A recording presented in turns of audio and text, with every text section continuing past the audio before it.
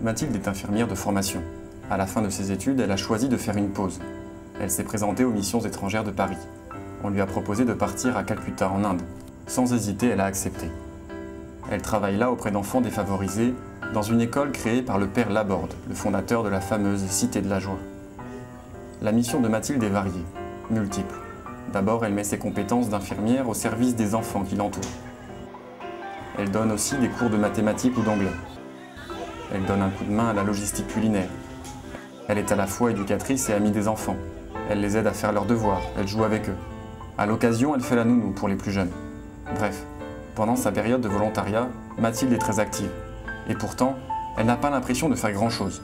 D'après elle, elle ne fait même rien. C'est pas faire quelque chose. Le volontariat, c'est vivre en fait. C'est vivre avec les gens, c'est vivre avec les Indiens, c'est vivre en communauté, c'est être à l'écoute, être attentif à une autre culture, complètement s'inculturer comme on dit. Mathilde ne travaille pas auprès des enfants pauvres, défavorisés ou orphelins de Calcutta. Elle vit simplement avec eux, dans leur quotidien.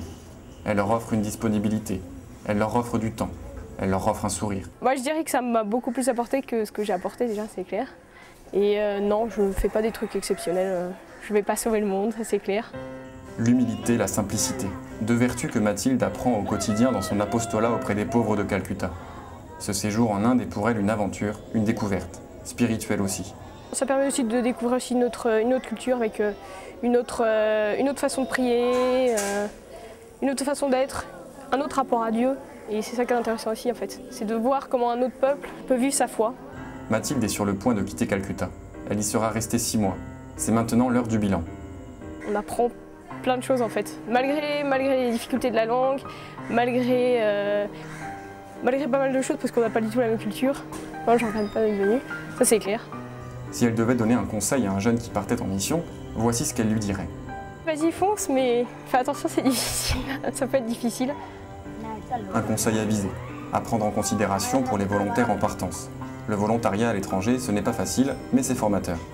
Le volontariat, c'est pas quelque chose de facile. C'est se donner, c'est quand même se donner. C'est pas évident tous les jours, mais au final, c'est génial. C'est que du bonheur, c'est que du bonheur. Sur ce, la messe est dite, plus rien à ajouter. Si ce n'est, Mathilde, bravo pour ce que tu as fait et bon vent.